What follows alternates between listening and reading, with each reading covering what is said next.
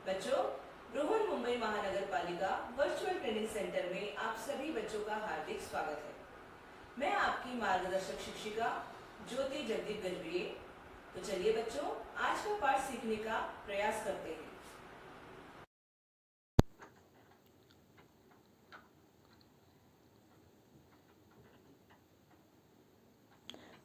बच्चों, आज की हमारी कक्षा है चौथी।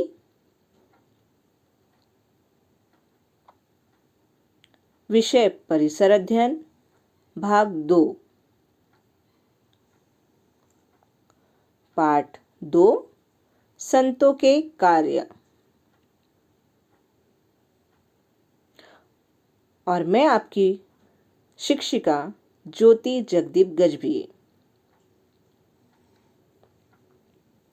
बच्चों, पिछले पाठ में हमने पढ़ा था कि सुल्तानों और जागीरदारों ने प्रजा पर अत्याचार किए, जिसके कारण प्रजा बड़ी दुखी और त्रस्त हो चुकी थी।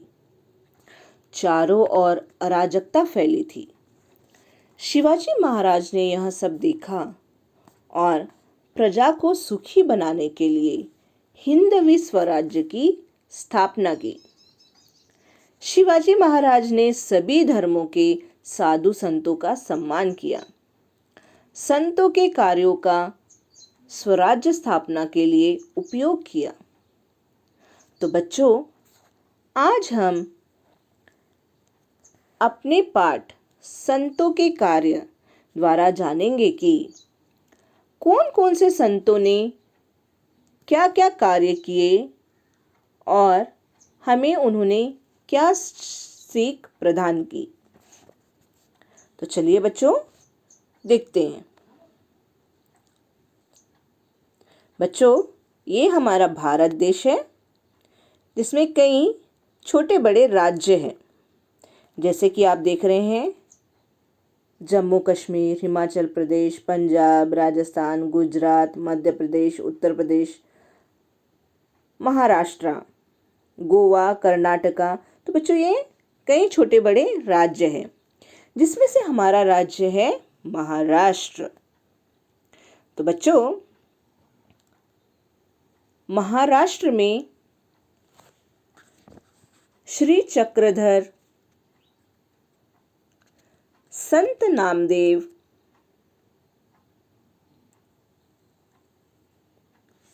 संत ज्ञानेश्वर, संत चोखा मेला जैसे संतों से संत परंपरा प्रारंभ हुई। इस संत परंपरा को समाज के विभिन्न वर्गों से आए हुए संतों ने आगे बढ़ाया।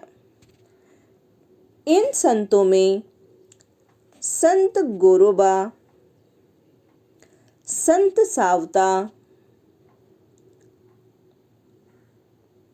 संत नरहरि, संत एकनाथ, संत शेख मोहम्मद, संत तुकाराम, संत नीलोबा आदि संतों का समावेश होता है। इसी तरह संत जनाबाई, संत सोयराबाई, संत निर्मलाबाई, संत मुक्ताबाई, संत कान्होपात्रा और संत बहिनाबाई शूरकर का भी समावेश होता है। बच्चों, इन संतों ने लोगों को दया, अहिंसा, परोपकार, सेवा, समता तथा बंधुता आदि गुणों की शिक्षा दी। कोई छोटा नहीं, कोई बड़ा नहीं, सभी समान हैं। यहाँ समता भाव उन्होंने लोगों के मन में उत्पन्न किया। इसी भांति महाराष्ट्र में समर्थ रामदास ने भी अपना कार्य किया।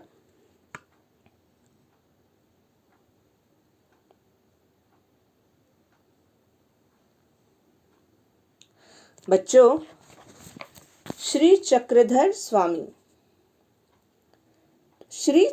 स्वामी मूलतः गुजरात के राजपुत्र थे।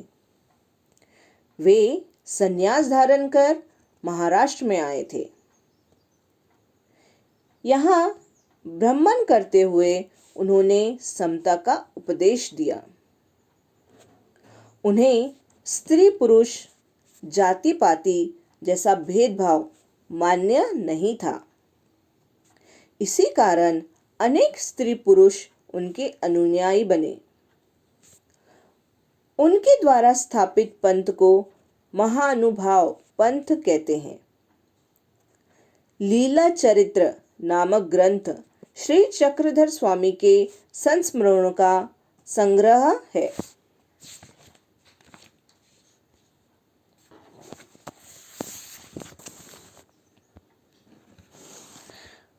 बच्चों, संत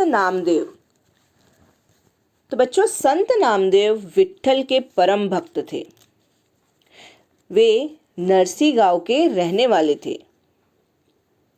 उन्होंने अनेक अभंग रचे, कीर्तन किए और जनता में जागृति उत्पन्न की। भागवत धर्म के प्रसार के लिए वे महाराष्ट्र में जगह जगह घूमे। उन्होंने लोगों को अगाध भक्ति की शिक्षा दी। लोगों के मन में धर्म, रक्षा और भक्ति भाव के प्रति दृढ़ आस्था का निर्माण किया। आगे चलकर संत नामदेव ने भारत भ्रमण किया और मानव धर्म का संदेश पहुंचाया। वे पंजाब गए। वहां उन्होंने लोगों को समानता का संदेश दिया। उन्होंने हिंदी भाषा में पद लिखे। उनके कुछ पद आज भी सिखों के धर्म ग्रंथ गुरु ग्रंथ साहिब में संकलित हैं। महाराष्ट्र के घर घर में उनके अभंग बड़े भक्तिभाव से गाए जाते हैं।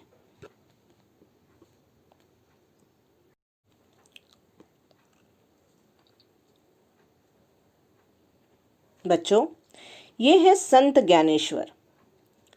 तो संत ज्ञानेश्वर आपे गांव के रहने वाले थे। निवृत्तिनाथ और सोपान देव उनके भाई थे तथा मुक्ताबाई उनकी बहन थी। बच्चों, उस समय के कट्टरपंथी लोग इन बच्चों पर सन्यासी के बच्चे कहकर दोष लगाते थे। उसका कारण यह था कि उनके पिताजी ने सन्यास धारण कर लिया था। फलतः उन्होंने घर द्वार छोड़ दिया था। उसके पश्चात गुरुजी की आज्ञा से वे फिर घर वापस आए और एक गृहस्थ का जीवन बिताने लगे। कालांतर में उनकी ये 4 संतानें हुई। उस समय के कट्टरपंथी लोगों को यह मान्य नहीं था। लोगों ने उनका बहिष्कार किया। लोग उन बच्चों को प्रताड़ित करते थे। बच्चों, एक बार संत ज्ञानेश्वर झोली लेकर गांव में गए, परंतु किसी ने उन्हें भिक्षा नहीं दी। सभी जगह उन्हें जली कटी बातें सुननी पड़ी। इससे उनके बाल मन को बहुत दुख हुआ। वे अपनी झोपड़ी में आए और झोपड़ी का दरवाजा बंद करके अत्यंत दुखी होकर बैठ गए।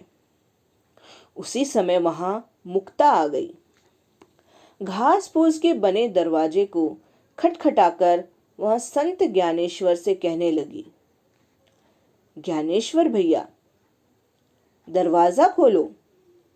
आप ही निराश और दुखी होंगे तो कैसे चलेगा? संसार का कल्याण कौन करेगा?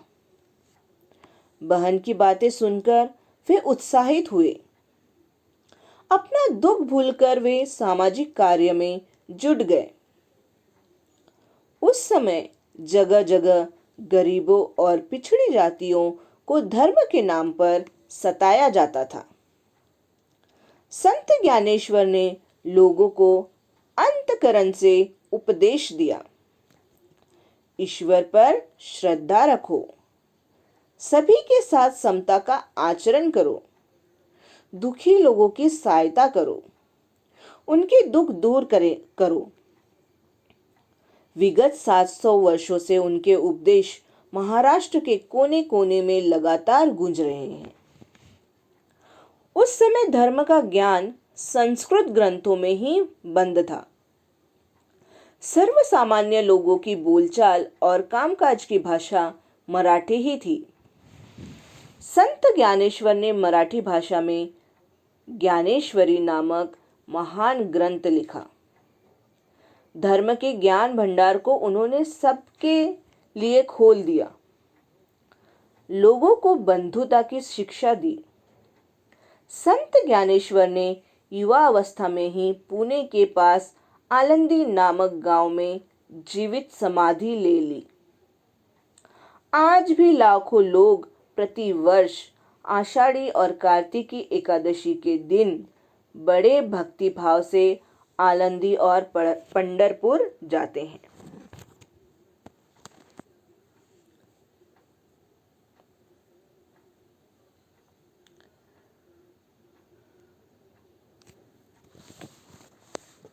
संत एकनाथ।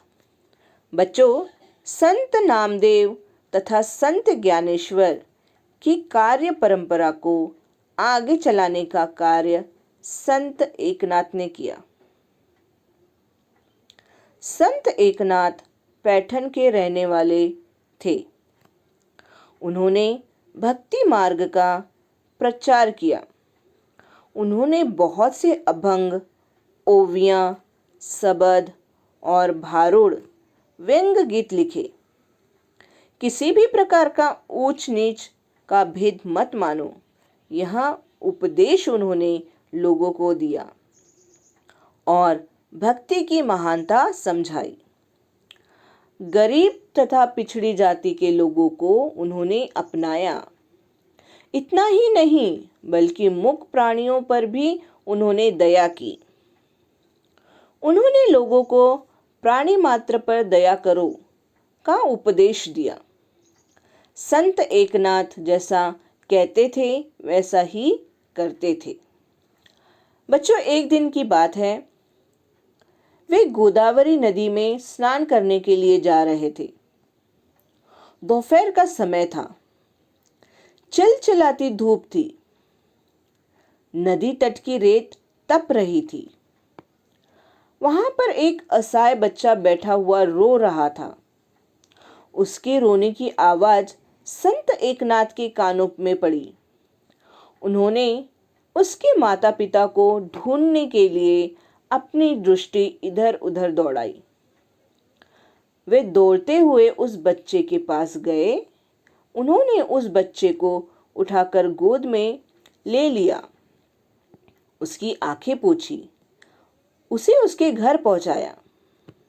इस प्रकार स्वयं के व्यवहार से संत एकनाथ ने लोगों के मन में समता तथा ममता की भावना दृढ़ की।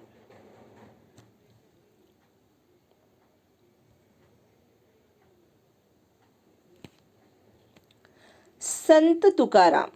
बच्चों, शिवाजी महाराज के समय संत तुकाराम तथा रामदास नामक संत हुए। संत तुकाराम पुणे के पास देहू नामक गांव में रहते थे। उनकी खेती बाड़ी थी और अनाज की दुकान भी थी। उनके पूर्वज संकटग्रस्त लोगों को ऋण देते थे, पर संत तुकाराम ने अपने हिस्से में आए ऋण पन्नों को इंद्रायणी नदी में डुबो दिया और लोगों को ऋण से मुक्त कर दिया। पास की पहाड़ी पर जाकर वे विट्ठल के भजन करते थे। आषाढ़ तथा कार्तिक महीने में वे पंढरपुर जाते थे। वहां वे कीर्तन करते थे। अभंग रचते और लोगों को अभंग गाकर सुनाते थे। हजारों लोग उनका कीर्तन सुनने के लिए आते थे। शिवाजी महाराज भी उनका कीर्तन सुनने के लिए जाया करते थे। संत तुकाराम लोगों को दया, क्षमा और शांति की शिक्षा देते थे, समानता का उपदेश देते थे। जे का रंजले गाजले, त्यासी मने जो आपुले, तोची साधू ओळखावा, देव तेथेची जानावा। अर्थात दुखी और पीड़ितों को जो अपना समझता है वही सच्चा साधु है, उसी को ईश्वर समझो। यह संदेश उन्होंने लोगों को देकर विचारशील बनाया।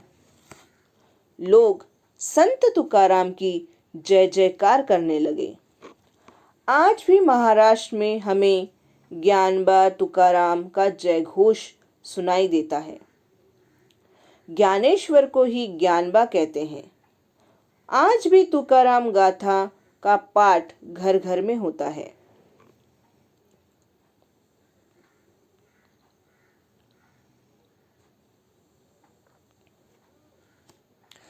समर्थ रामदास।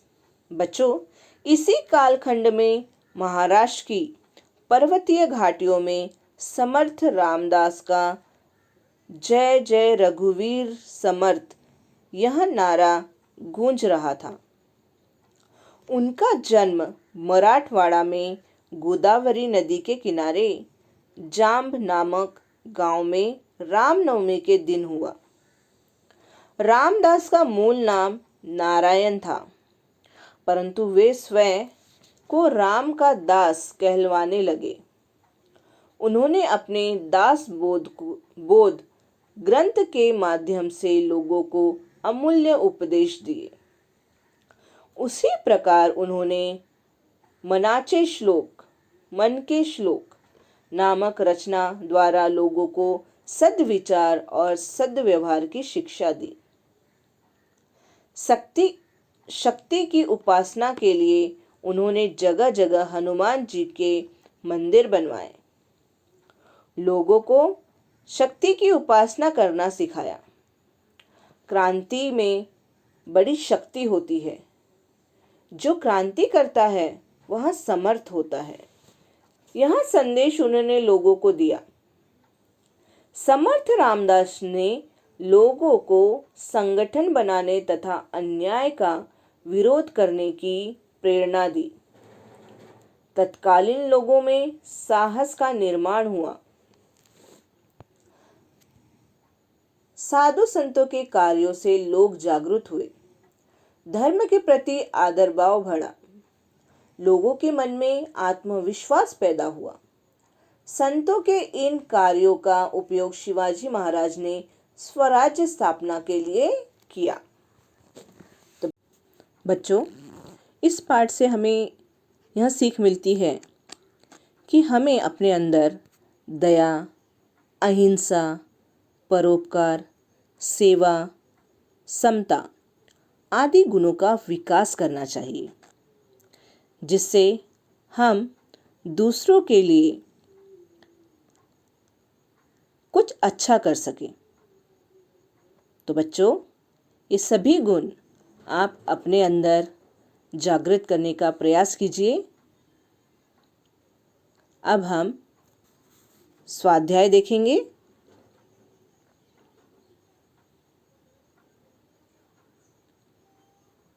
स्वाध्याय।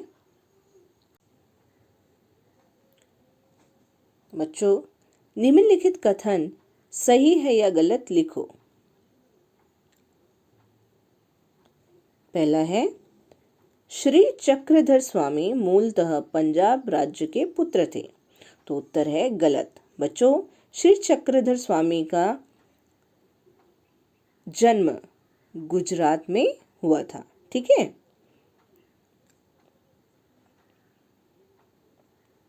संत ज्ञानेश्वर ने जीवित समाधि ली थी। तो ये उत्तर सही है। उन्होंने आनंदी में जीवित समाधि ली थी। जनाबाई ने दुखी ज्ञानेश्वर से कहा, ज्ञानेश्वर भैया दरवाजा खोलो। उत्तर है बच्चों गलत, क्योंकि जनाबाई ने नहीं बल्कि मुक्ताबाई जो उनकी बहन थी, उन्होंने दुखी ज्ञानेश्वर से कहा, ज्ञानेश्वर भैया दरवाजा खोलो। ठीक है।